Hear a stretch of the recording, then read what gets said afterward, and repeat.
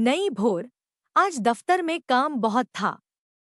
रेवा जल्द से जल्द काम निपटा रही थी क्योंकि उसे बंटी को लेकर दशहरे का मेला दिखाने भी जाना था।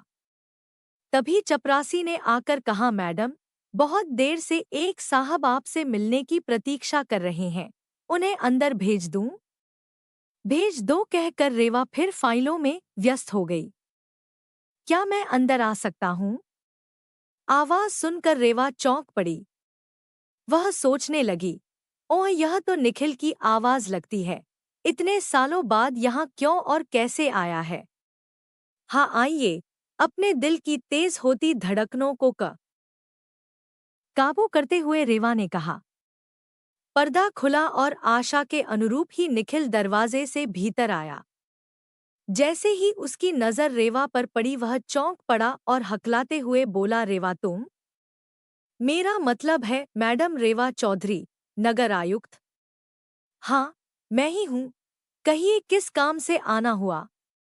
रेवा ने अपने भीतर उमड़ रहे तूफान को संयत करते हुए शांत स्वर में पूछा।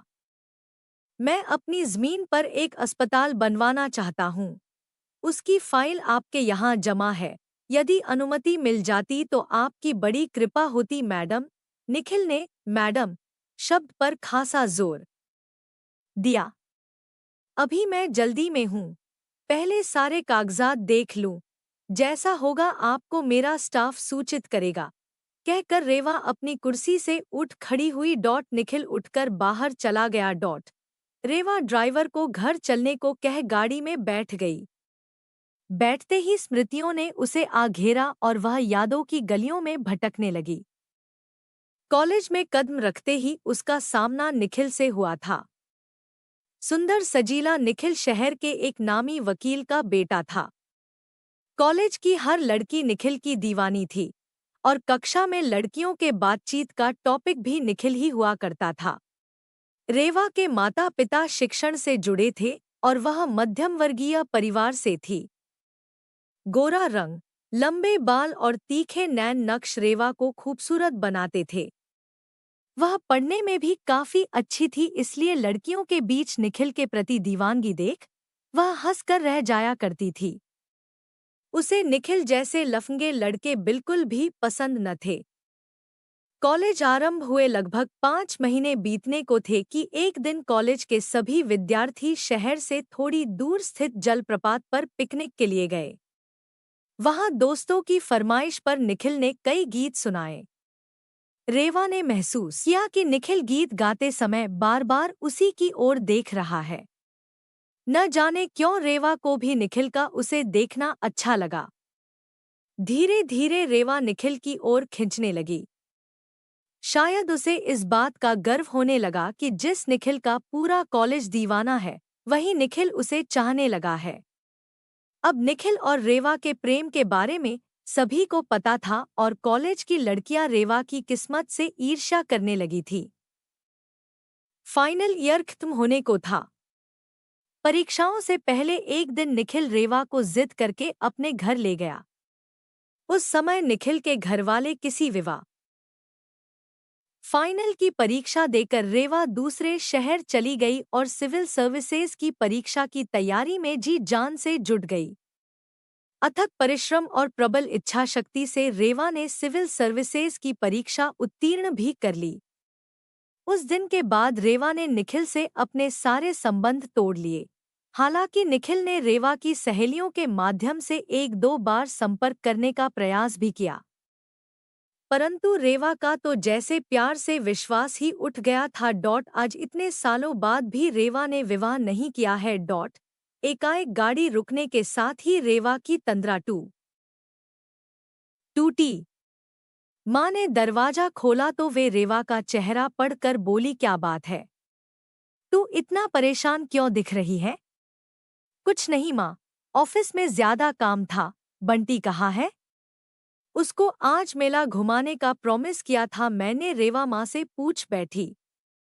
बंटी तो बहुत देर से सज सवर कर बैठी है तेरे इंतजार में। कुछ नहीं तो 10 बार पूछ चुकी है कि मम्मा कब आएंगी। बेटा तो कब तक विवाह नहीं करेगी?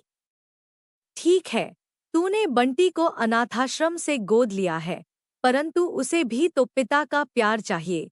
और क्या तू नहीं चाहती कि तेरे अपने भी बच्चे हों?